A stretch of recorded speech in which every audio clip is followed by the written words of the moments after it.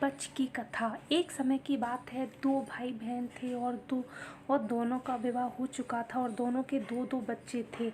तथा उसकी बहन विधवा हो गई और भाई के घर रहती थी। इससे उसकी भाभी बहुत नाराज रहती थी। ऐसे ही पितृपक्ष आया तो वह पितरों के तर्पण और पिंडदान के लिए भाई गंगा जी जा रहा हूँ, भाई ऐसा कहकर चला गया। भाई के जाते ही भाभी ने अपनी नंद के लिए बाहर झोपड़ी डलवा दी और वह अपने दोनों बच्चों के साथ झोपड़ी में रहने लगी। सुबह शाम भाई के घर जाकर सारा काम कर आती। बदले में भाभी बचा कुचा उसे खाने को दे देती। जब भी वह अपनी भाभी के यहाँ से आती तो आटा छानने वाला कपड़ा अपने साथ ले आती थी। उस आटे सने कपड़े को पानी में घोलकर चूल्हे पर चढ़ाकर देती और बोलती, खीर है, खा लो। ऐसे ही समय बीतने लगा। एक समय भाभी ने उस कपड़े को ले जाते देख लिया तो वह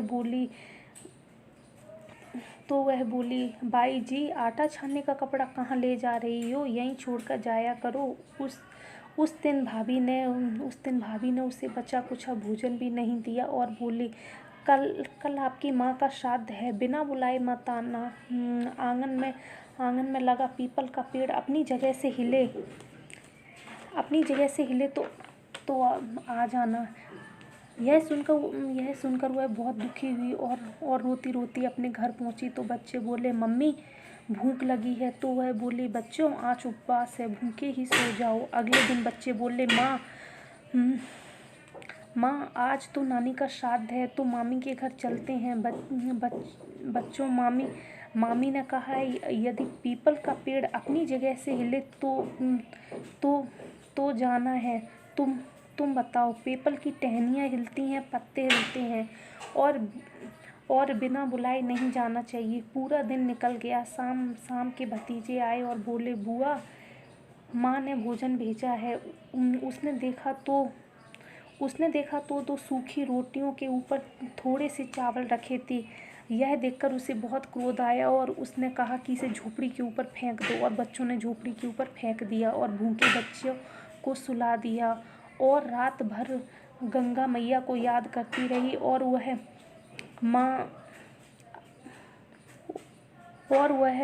माँ मेरे भाई की रक्षा करना, गंगा मैया से कहने लगी, माँ मेरे भाई की रक्षा करना और वो हमारी रक्षा करेगा। अगले दिन भाभी आई और बोली, कल तुम्हारे पिता का श्राद्ध है, बिना बुलाए मत आना। अगर पीपल का पेड़ अपनी जगह से हिले तो आ जाना। अगले दिन भी वह भोजन के लिए नहीं गई। शाम को फिर उसके भतीजे आए तो दो रोटी सूखी और उसके ऊपर थोड़े से चावल दिए। तो उसने वो चावल और रोटी बच्चों से झोपड़ी के ऊपर फेंकवा दिए और बच्चों को सुला दिया और सारी रात रोती रही और माता गंगा से प्रार्थना करती रही। इसी तरह पितृपक्ष के 15 दिन निकल गए और उसका भाई वापस आया तो उसने देखा कि घर के आंगन में कीचड़ ही कीचड़ भरा है। वह अपनी पत्नी से पूछा, यह कैसा कीचड़ है? मेरी बहन और मेरे भांजे कहाँ हैं? श्राद्ध के पूरे 16 दिनों तक।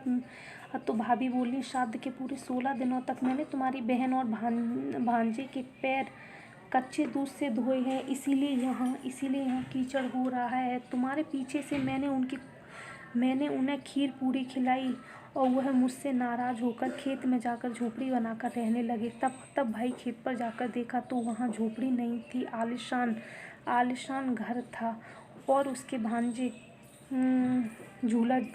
बगीचे में झूला झूल रहे थे। उसने जाकर बहन से कहा, बहन यह सब क्या है? तब बहन ने भाई को अपनी सारी बात बताई और बोली कि जो तेरे आंगन में जो कीचड़ है वह भाभी के दूध से नहीं बल्कि भाभी के व्यवहार से जो दिन रात में रोती थी उन आंसुओं का कीचड़ है। माता पिता के श्राद्ध पर भाभी ने कहा कि पीपल का पेड़ हिले तो आ जाना, बिना बुलाए मत आना। पीपल का पेड़ हिला नहीं, हम गए नहीं। शाम के समय भतीजे दो सूखी रोटी और चावल लेकर आए। मैंने गुस्से में झोपड़ी के ऊपर बच्चों से फेंकवा दिए। वही चावल रोटी माता पिता और गंगा मैया के प्रभाव से हीरे मोती में बदल गए और यह घर ऐसा बन गया। भाई भाई तू हमारी रक्षा करेगा। और भाई ने माफ़ी मांगी और कहा बहन से कहा घर घर चल। बहन ने कहा घर घर नहीं जाऊंगी, यहीं रहूंगी, तू हमारी रक्षा करेगा। भाई ने गंगा मैया को याद किया और पितरों से कहा जैसे मेरी बहन की मदद की वैसे ही आपकी जो कहानी सुनी उन सब की मदद करना और उन सब की रक्षा करना। बोलो गंगा मैया की जय, बोलो पितरों की जय।